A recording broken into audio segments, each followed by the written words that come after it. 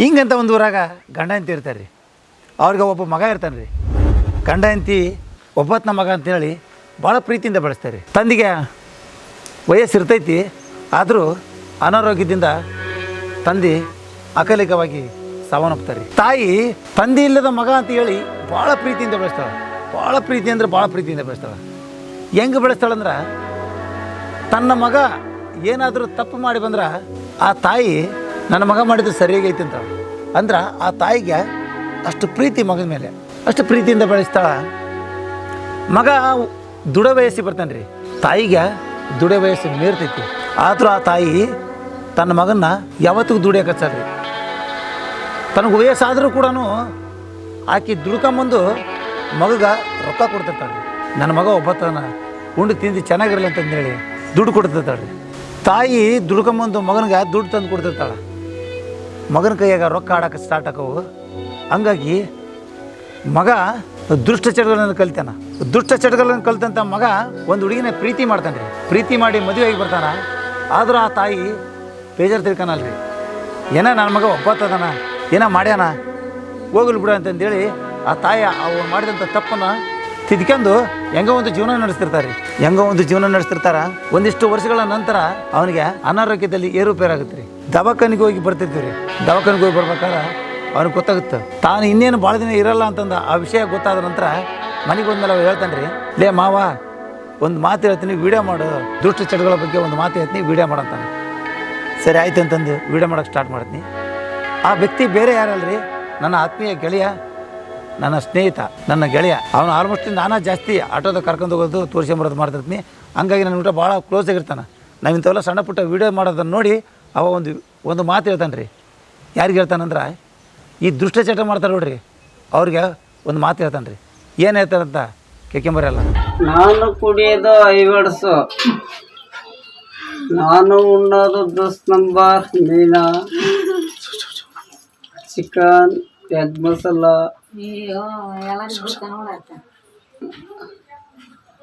ಇದು ಅಷ್ಟು ತಿಂದು ಎಲ್ಲ ತಿಂದುಬಿಟ್ಟು ನಮ್ಮ ಊರ ಹತ್ರ ಬನ್ನಿ ಕಾಳಮ್ಮನ ಗುಡಿ ಐತಿ, ಮುದ್ದಬಳ್ಳಿ ನಮ್ಮ ಗ್ರಾಮ. ಕುಡಿಯೋರ ಬಗ್ಗೆ ಏನು ಹೇಳ್ತಿ? ಕುಡಿತಾರಲ್ಲ ಅವ್ರಿಗೆ ಏನು ಹೇಳ್ತೀನಿ?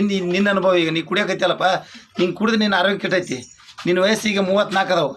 ಅದ್ರ ಬಗ್ಗೆ ಏನು ಹೇಳ್ತೀನಿ? ಕುಡಿಯೋದ್ರ ಬಗ್ಗೆ ಹೆಂಡ್ರ ಮಕ್ಕಳು ರಂಡ್ಯಾರಕ್ಕರ, ಆಸ್ತಿ ಏನ ಮಕ್ಕಳದು ಅಂದ್ರೆ ಒಂದು ಬಾಳೆ ಆಗುತ್ತ, ಮಕ್ಕಳಾಗಲಿಲ್ಲ ಅಂದ್ರೆ ಸನ್ನೆ ಸುಳ್ಳು ಮಕ್ಕಳಾಗಿ ಸಾಯ್ತೀವಿ. ಇದಕ್ಕಿಂತ ಹೆಚ್ಚಿನ ಜೇಲಿ ಹೇಳಕ್ಕಾಗಲ್ಲ. ಈಗ ನಿನಗೆ 35 ವಯಸ್ಸದ ನಿನಗೆ? 34 ವಯಸ್ಸದಾವ. ಇದೇ ವಯಸ್ಸಿಗೆ ನಿನ್ನ ಆರೋಗ್ಯ ಕೆಟ್ಟೈತಿ. ಹೌದಲ್ಲ? ಅದಕ್ಕೆ ವಯಸ್ಸು ಚಿಕ್ಕ ವಯಸ್ಸಿನಾಗ ಕುಡಿಬೇಡ್ರಿ ಅಂತಂದು ಹೇಳ್ತೀರಿ ಅದಲ್ಲ? ಯಾರು ಚಿಕ್ಕ ವಯಸ್ಸಿನಾಗ ಕುಡಿಬೇಡ್ರಿ, ನಿಮ್ಮ ಆರೋಗ್ಯ ಕೆಡ್ಸೇಬೇಡ್ರಿ. ಈಗ ನಿನಗೆ ಅಡ್ಡಾಡಕ್ಕೆ ಬರಲ್ಲ, ನಿಂದ್ರಕ್ಕೆ ಬರಲ್ಲ. ನೋಡಿರಲ್ಲ ಸ್ನೇಹಿತರೆ, ತನಗಾದ ಸಮಸ್ಯೆಗಳು ಬೇರೆ ಯಾರಿಗೂ ಆಗಬಾರ್ದು ಅಂತಂದೇಳಿ ಇವತ್ತು ಚಿಕ್ಕ ವಯಸ್ಸಿನಾಗ ಆ ವ್ಯಕ್ತಿ ನಮ್ಮನ್ನೆಲ್ಲ ಬಿಟ್ಟು ಅಗಲ್ತಾನೆ ರೀ.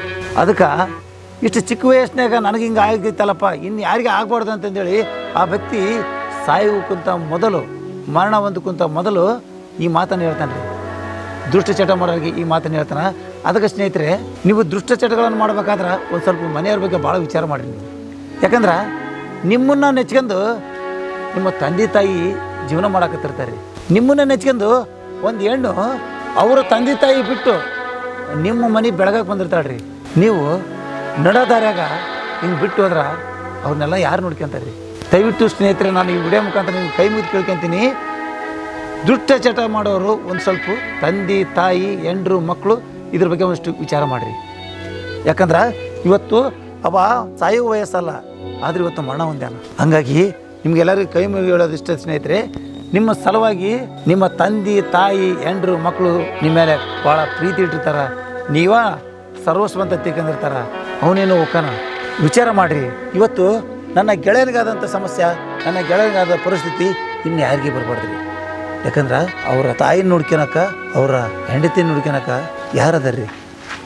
ವಿಚಾರ ಮಾಡಿರಿ. ದುಷ್ಟಚಟ ಮಾಡಬೇಕು ಅಂತ ಮೊದಲು ಒಂದಿಷ್ಟು ವಿಚಾರ ಮಾಡಿರಿ.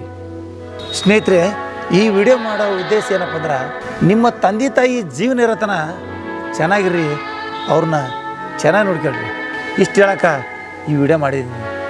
ಈ ವಿಡಿಯೋದ ಏನಾದರೂ ತಪ್ಪಾಗಿದ್ದರೆ ದಯವಿಟ್ಟು ಕ್ಷಮೆ ಇರಲಿ. ಸ್ನೇಹಿತರೆ, ಈ ವಿಡಿಯೋ ನಿಮಗೆ ಇಷ್ಟ ಆದ್ರೆ ಲೈಕ್ ಮಾಡಿ, ಶೇರ್ ಮಾಡಿ, ಕಾಮೆಂಟ್ ಮಾಡಿರಿ. ಈ ಚಿತ್ರ ಬಗ್ಗೆ ಒಂದಿಷ್ಟು ಅನಿಸಿಕೆಗಳನ್ನು ತಾವು ತಿಳಿಸಿ. ಈ ಒಂದು ವಿಡಿಯೋ 4 ಜನರಿಗೆ ಒಳ್ಳೆಯದಾಗುತ್ತಂದ್ರೆ ನೀವು ಇದನ್ನು ಶೇರ್ ಮಾಡಿರಿ. ನಮಸ್ಕಾರ.